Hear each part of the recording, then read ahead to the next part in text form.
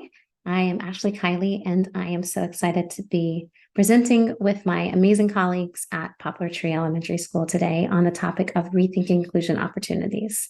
In this session, we'll really hope that we'll be able to kind of help those that are attending the ways to kind of think outside of the box to allow more opportunities for our students with accessing the special education curriculum to and with those students within the general education curriculum. As I said, I am Ashley Kiley. I'm an assistive technology coach within FCPS. And I have the absolute privilege of working with Leslie Lacey, who is a school-based technology specialist at Poplar Tree, and Mandy Walter, who is the multi-age teacher at Poplar Tree Elementary. And today, what we were really hoping within our session is that we will really be able to kind of define what inclusion opportunities are. We'd be able to kind of review which portion of our graduate skills are practiced throughout the entire school year. And those are expectations for those students who are accessing special education curriculum and those students who are primarily accessing the general education curriculum. We're going to have conversations of how to discover how in-buddy person groups were created at Poplar Tree. And that's really kind of taking that closer look between the different grade levels and peer-to-peer interactions. And we want to kind of take that a closer look at those resources that were available at Poplar Tree and those that may in turn be available at your site if some of these new inclusion opportunities are something that you want to create within your own schools. Poplar Tree Elementary is one of 198 schools in FCPS. They have a very diverse population of 672 students as of last year. Every year they have a motto, which is really kind of embracing that school culture of inclusion. And this year they are really focused on uniquely you, making sure that you kind of identify the special things about yourself that make you unique and how that can be presented to others and kind of in that sense of culture and community. And we also at Poplar Tree have several self-contained classrooms. We have 2 ID classrooms. They also have, which is intellectually disabled classrooms. We have an IDS, and there are also 2 enhanced classrooms as well. So within the opportunities that presented themselves this year, these were the primary classrooms that we did a lot of those reverse inclusion opportunities in.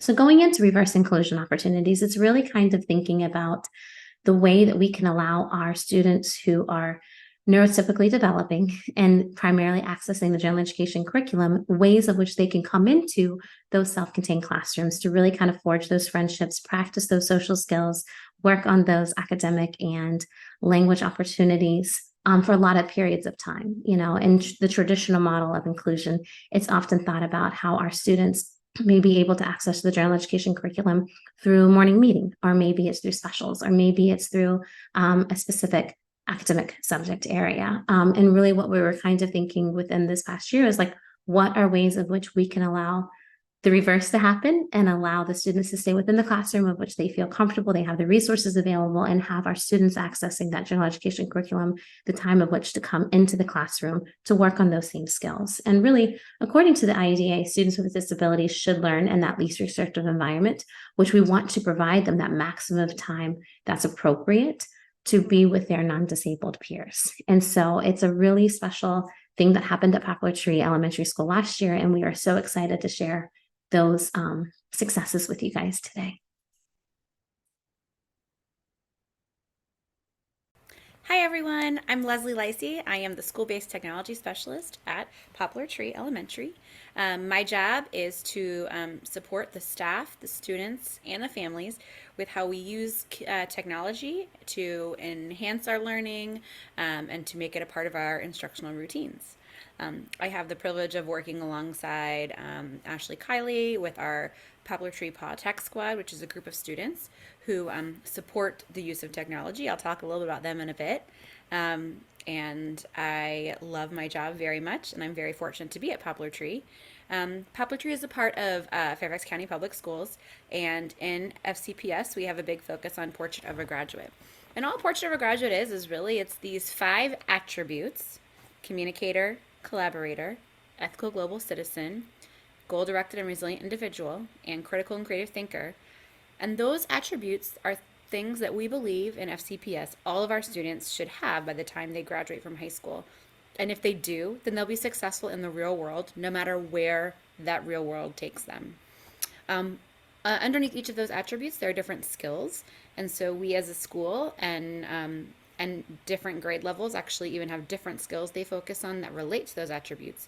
We try to help our students understand what those different skills look like, sound like, how they're already doing those things, and we like to say that the teachers, they really know, like when they think about the meaningful things they're planning for their students, they think, oh, my students will be communicating, they'll be collaborating. But what our goal really at Poplar Tree is to help them move not only from the teachers knowing it to the students owning it, right? So a big focus we had last year was just focusing on communicators and collaborators. There's other attributes, and it's not saying that our students are not participating in things that enhance those attributes, but this is how we as a school focused to make sure our students really understood what those attributes meant. And the inclusive programs that we're going to talk to you about today, they all support that. So one of our big things was, we all are communicators, and we all communicate in different ways, right? So some of us communicate by talking. Some of us communicate by talking in a different language. Some of us communicate with a device where we are going to click on different words or phrases in order to get our thoughts across. Some of us, we're going to communicate with sign language. Some of us, we're going to communicate with just our body language.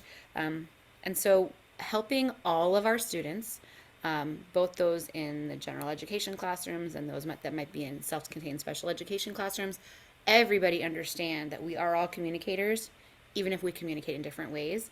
That was really a big thing for us, and all of our programs, again, do support that.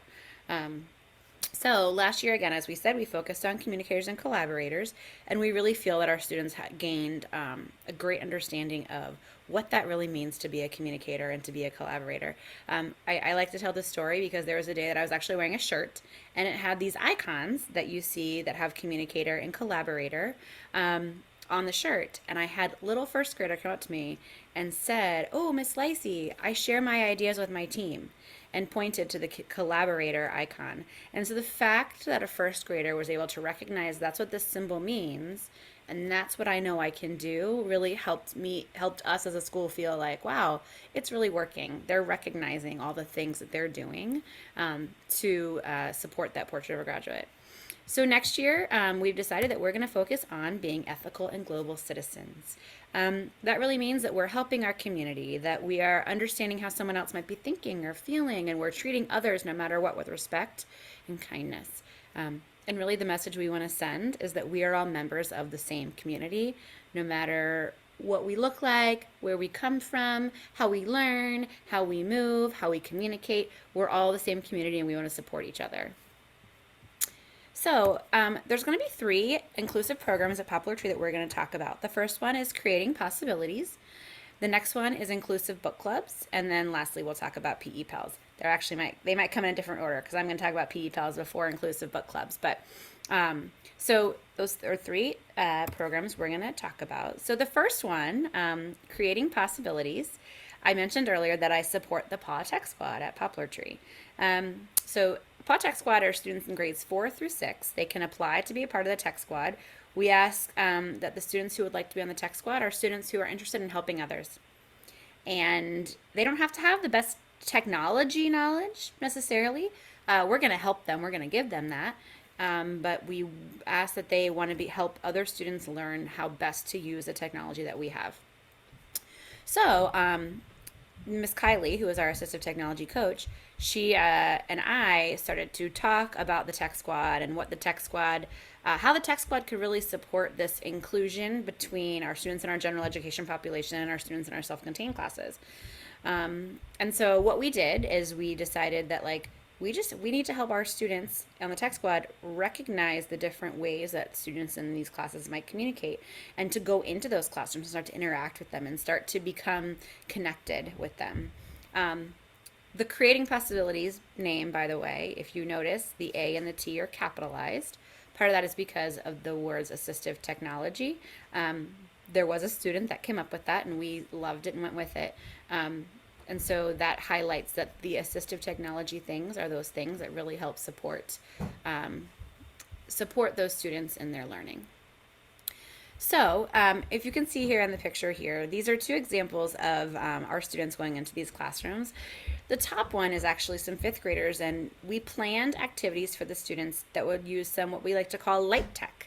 So the books that they have there actually just have Velcro, and so the students could put the Velcro strips on into different to tell the story.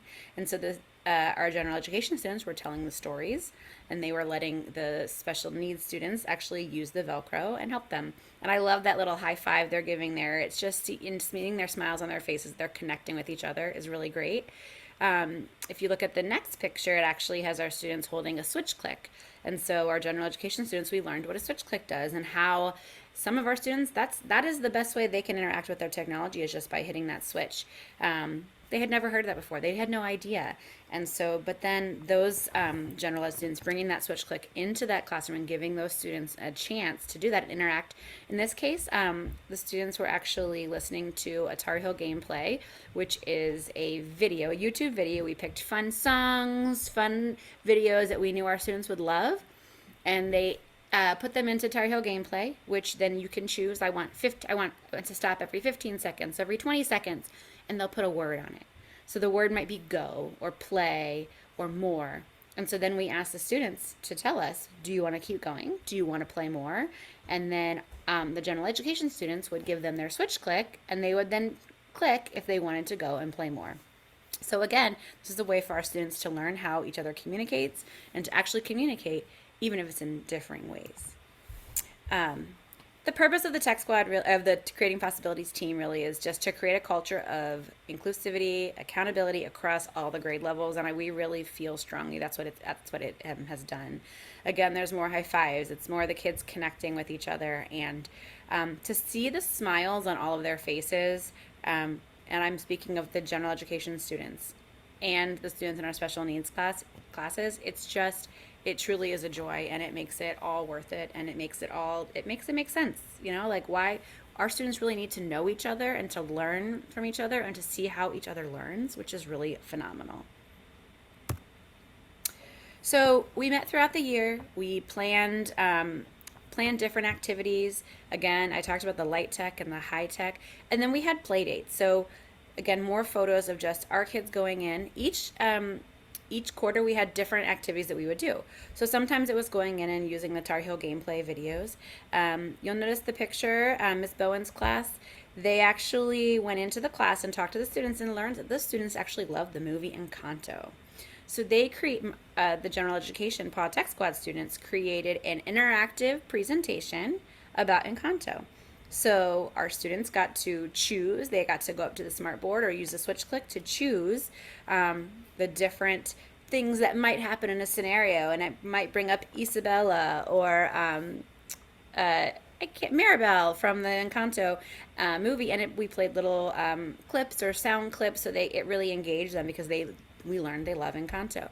So they're interacting with each other, they were communicating, they were collaborating, they were doing all those things. One of the things we did at the end of the year was a fun play date where we used switch clicks, we used different things that maybe the students might have used in PE before. You can see one picture where there's the little green guy that comes up and he dances around, but you had to hit the switch in order to make it happen. And everyone loved it. All of the students loved it. The smiles, again, it was just amazing to see. And it really it made all of us who support these students really smile when you see their interactions with each other. So next year, or now at this point this year, we've decided we want to focus as a school on celebrating our differences, right?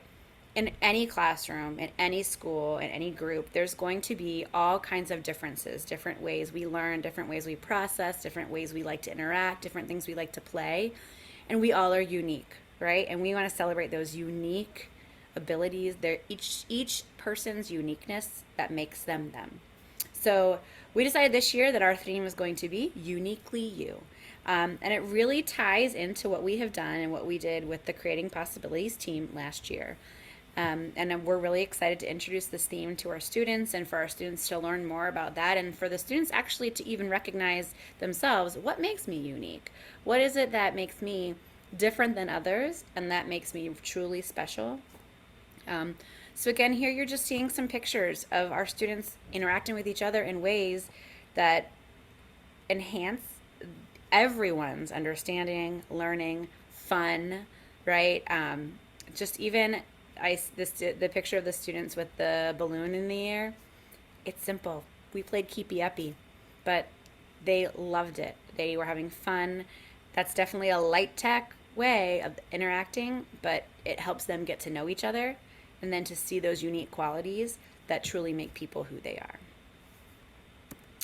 So the next thing I want to talk about is our PE Pals program. Our PE Pals program is run actually by our PE teachers and our adapted PE teachers, Ashley Rosenfeld.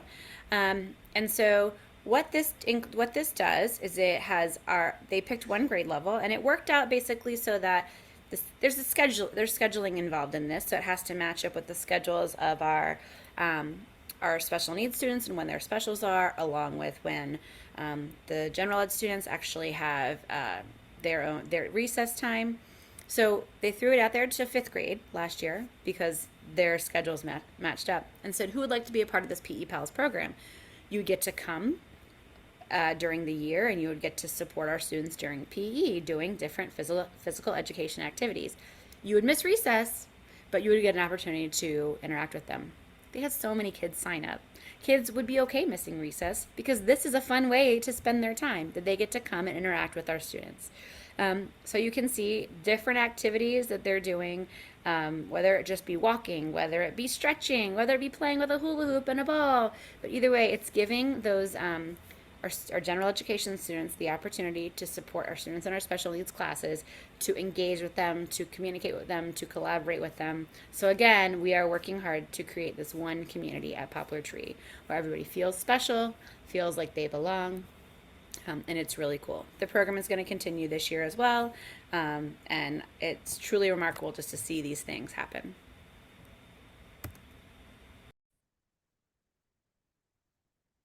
Hi, I'm Mandy Walter, and I'm a member of the self-contained special education team at Poplar Tree Elementary School. And I'm going to talk to you today about one of my favorite brainstorms I've ever had.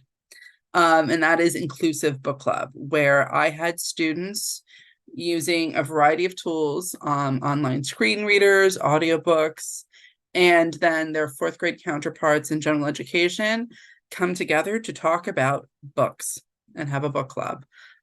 So I used what I think is a really fabulous tool, and that is the literacy planner from PRC. PRC, if you're not familiar, is a software company that creates both the LAMP Words for Life and Unity system that's on our accents. So the vast majority of the students in my classroom that have high-tech devices do use PRC in some way or another. My students that are using more low-tech devices, such as 4-cell, 8-cell, and 1632-cell devices, we do use those same core words with them from those devices, that's those same images, just to get them ready for that next leap. So something PRC has done since about 2020 is they have kind of an annual literacy planner.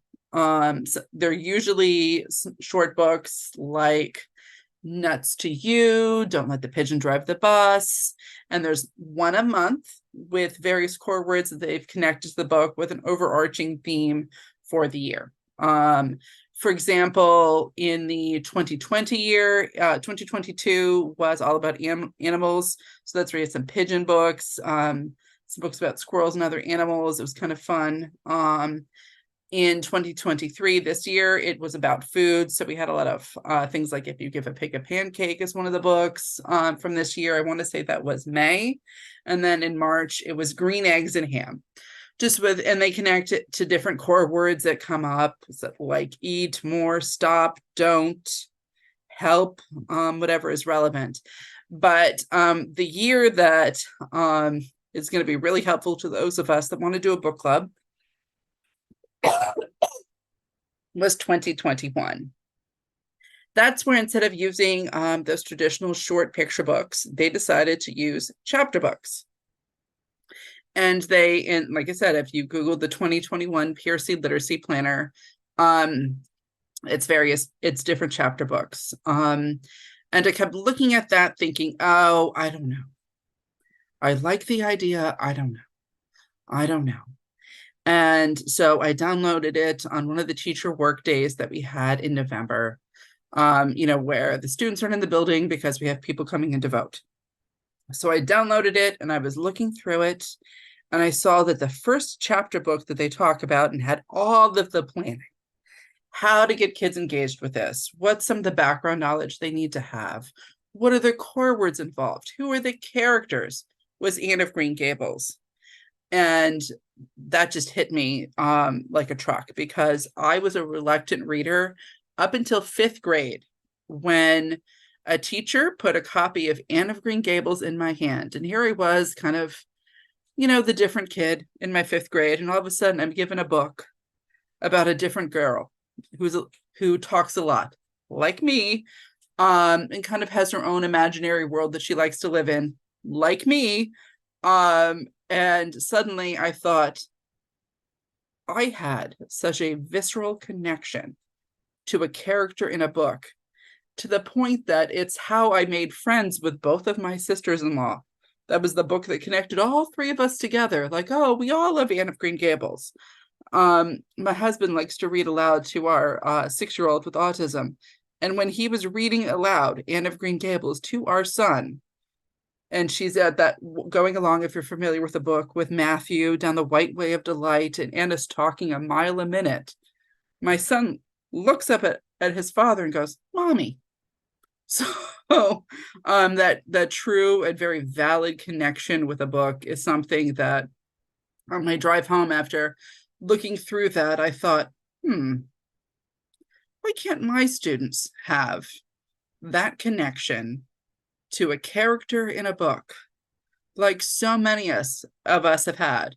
And then by the time I got home, I thought, yeah, how come my students don't have the opportunity for that visceral, long-standing, powerful connection to a character in a book that they truly, truly relate to? So I was so happy I'd printed that sucker off, and I had it home, and I talked to my mother, who teaches 5th grade and incidentally is best friends now with the teacher that gave me a copy of Anne of Green Gables. They are best friends. They've gone on vacation together. They're friends. As any parent would be with anyone that taught their child to love reading. It's just that thing. And so I was looking through the different books and talking to my mom, because she's taught so many of them. And she suggested the book Escape from Mr. Lemoncello's Library, which is a phenomenal book. Although I'm going to be quite honest, all 12 books on that list that they have are phenomenal books. They weren't just like picking them randomly. But it's so neat, because I decided then in January to start my book club, and I reached out to our 4th grade teacher, since I kind of averaged out the ages in my classroom and picked 4th grade, mainly because I saw that their recess time meshed and their outreach time meshed with when I would be able to fit this into my schedule. So it's just one of those things. Sometimes as you get these things off and running, you have to look at your classroom schedule and the schedules that maybe would work, whether it's their language arts time that they're coming down to you or what have you with that schedule. But it's a fun problem to have, trying to get that to work.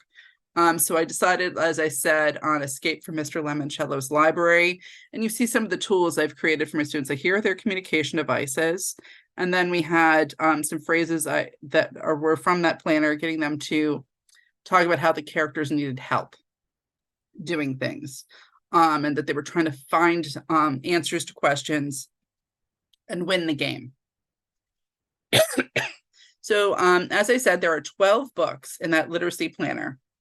They have some ones that are jumping off at me right now are The One and Only Ivan, Holes, as I've said, Anne of Green Gables, just a long list of just some wonderful books. Tuck Everlasting, 20,000 Leagues Under the Sea. So even if you're somebody that is working with older students in secondary, or young adults that are post-secondary that you're trying to get some ideas to do. Let's be honest, book club is something that is lifelong. That was the other reason that it really kind of resonated with me as an educator. Is book club is, when you move to a new city, sometimes for some of us, that's how you meet people and make connections and have that conversation all over again about other things you've liked. And so one of the things they do have in there is this little guide for doing a book tasting. So, you think think the book is good or just okay, or you didn't like that book at all. So you can kind of make promos from the book. That's fun to do yourself, depending on the population you work with or the setting. You could have some gen ed students do that as part of like a summary when they've read the book, and things like that. And you can do a book tasting. Any reading specialist any of us have would, I'm sure, or librarian or media specialist that you work with would absolutely love to facilitate you having a book tasting, because it's just kind of fun where they get to look through the book. You can talk a little bit about each book and then they can vote. But this first book I picked, Mr. Lemoncella's Library, on the advice of my mother, who has taught it. She told me about all of them, and I'd read the different snippets about the books in the planner. And I liked the idea that the library had key moments from other books, which made it easy for me in those beginning stages of book club and getting my students ready to talk about other characters in stories that they were familiar with, whether that's Pete the Cat, the Pigeon, which they all love Mo Willems because that pigeon is quite a silly character. So that's kind of how we got them engaged in the very, very beginning. So, there are a variety of ways, and the literacy planner even helps you with this. That we started off using Bookshare. There's other screen readers out there based on what's available to you, but Bookshare is free. It is an audio voice, not a human voice. So like I said, that's something to pay depending on what your access is to different things and what works for you. I also gave them access. I would read it aloud. I would use my Audible account to give them various ways of hearing the information. But I did like Bookshare personally. Like I said, I'm looking at some different things with my department chair for special education on other screen readers we could possibly use based on some of the reading decoding data I have on my students. But that's a whole separate thing. But it was nice because it read the words to them. It highlighted the words as they were being read. And my students had immediate engagement with it. Because there is something to be said for upper elementary students, regardless of where they are cognitively and communication wise, they know when they are doing something that their peers are doing and something that isn't babyish and beneath them. And so they had quite a fun time just like having this content of all these words on the page and listening to them. And it was a lot of fun for them. They really, really very quickly got into the books. And so it was a lot of fun, very like right off the bat, having that time. And so I started off small because it was January. We were coming back in from winter break. We just started off with, you know what, we're going to do 2 chapters. They kind of spread them out throughout that week when we aren't doing other reading things. And we talked about the book ahead of time before we had our friends come down and work with us, and what happened and what didn't happen. What did we like and not like? And we just kind of started off with character traits. It's something that I learned when I was learning to read and chapter books, who all these people are. I had made big posters, just helping them keep the information about each character straight, that, traditional graphic organizer, just having them get more and more details. So you see things like, let's see, who is this? This is a picture of Charles Chiltington, who was not a preferred character, by the way, for those of you who have read the book, but we'll talk about that in a minute. So as we were doing character traits, I kept tweeting at different people, including Chris Grabelstein, who was on social media on Twitter, who is the author, who, by the way, when we were getting hard copies of the book, bought us 2 of them, and still follows me on social media and has even sent me direct messages wanting to know what books we're reading this year and do we have all the books we need. But he gave us a little fun clue about Sierra Russell, one of the characters, that she was named after somebody that won one of his reading contests about 12 years ago, which is just so neat. That small world of like, oh, here's an author who's reading the book, who wrote this book that my class is reading, who is, by the way, Chris Grabelstein is thrilled to pieces that one of his books is in the PRC book club. He is very, very pleased to have a book that's been adapted with all the planning guides to help everybody access his book. He is a really cool guy about that. So when we had that time, and it was usually just about 15 to 20 minutes, everyone had read the book ahead of time in whatever format worked for them. Like I said, my class used screen readers, and we would have different activities based on where we were in the book. So over here, you see them kind of answering a couple story questions, but you also see these cards because I had students who part of their adapted curriculum for their Virginia State Alternative Assessment involved learning more about idioms. And I kept encountering idioms as part of different phrases that were coming up in the story. And I thought, this is kind of fun. Let's have a little mini lesson on idioms and giving them some examples of them that were in the story, which was a lot of fun for both groups. And I still remember after this lesson that these children went back upstairs to their 4th grade teacher saying, you guys don't understand. Mrs. Walter's class is really reading the book, you guys. Like, they're reading it.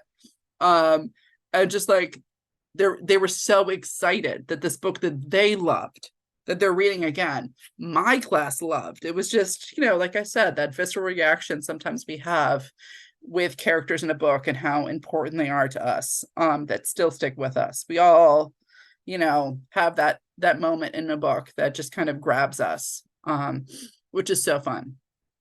And so we have other conversations we had, and one of my favorite moments early on with this book club is as we're going on and talking about different characters in the book, there was a character, for those of you that have read the book, Charles Chiltington.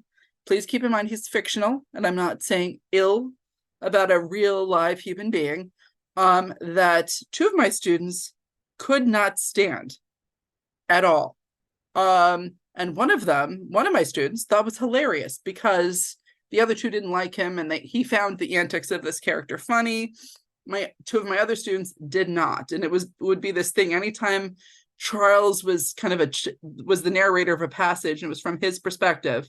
2 of my students would just be enraged. They would be furious. One of mine, when it looked like Charles was going to win the game, we had to take him for a walk out of the room to have him kind of de-escalate, because the possibility of this character he hated not winning the game was a very upsetting event for this child. And I remember having a conversation with his parents about that, saying, it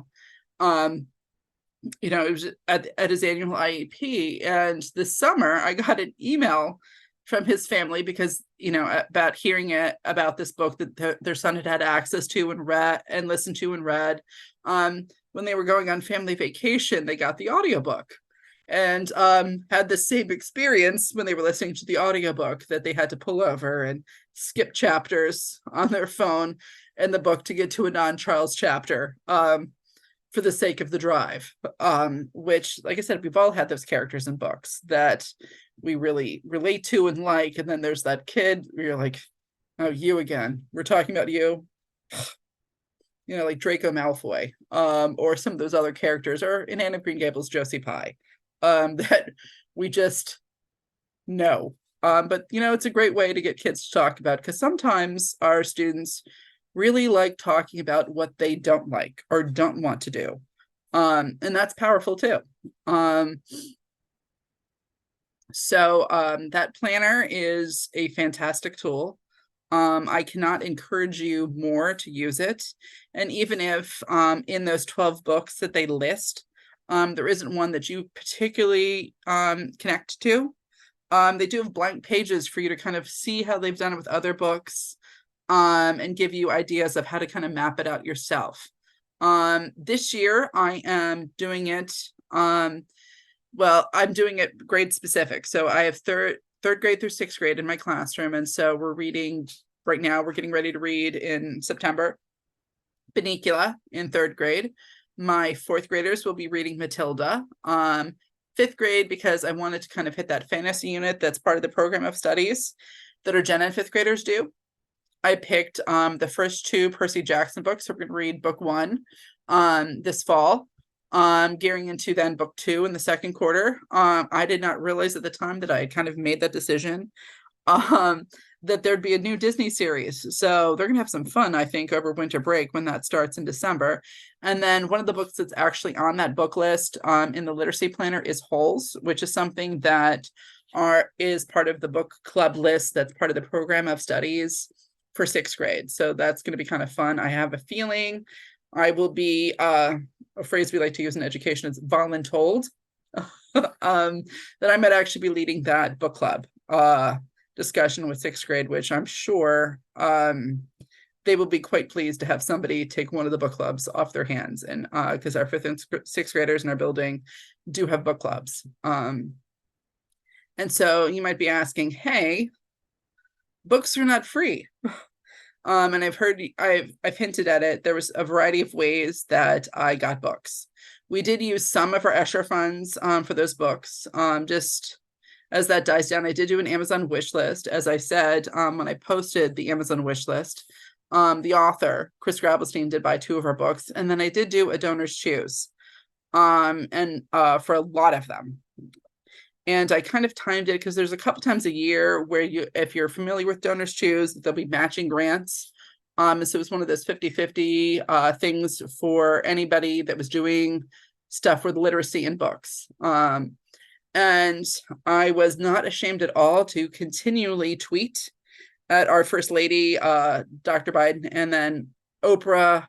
And all I'm saying, I'm not saying they bought me my books. I'm just saying I tweeted at the two of them. 45 minutes later, my project was fully funded. I'm thinking it was probably Oprah, the queen of who started all book clubs that we like. But I still like the idea that it resonated with somebody that liked the concept of book clubs as well. But there's a lot of ways of doing that. As I'm sure both Ashley, Kylie, and Leslie can tell you, I am a loquacious person by nature, hence why I related to Anne Shirley. And my contact information is at the beginning of our presentation. So if you are interested in how I got that started and you're thinking, oh, I don't know, I think that this is going to be too tough for my kids, I would love to brainstorm with you. Because let's face it, book club is one of those ageless things. If, it's everywhere. It's something that you can do when you're in elementary school. It's something you can do when middle school, high school, post-secondary, in a group home. It can be done in so many different ways. I'm going to play around with using even Flipgrid. So for some of our Gen Ed students that aren't able to, with their schedule, be in my classroom for a book club, that they're able to share information, or even some other teachers in their building, depending on what book I'm reading. If it's a book that meant a lot to them personally, that they're kind of able to answer and contribute to the conversation as well. Because we do live in a wonderful age of technology where it's easy to erase so many barriers and make things so much more inclusive. And, like I said, this is something I could talk about all day, but we do have a finite amount of time. But I encourage you just to skim that PRC Literacy Planner for book club, because it is a wonderful tool. So thank you.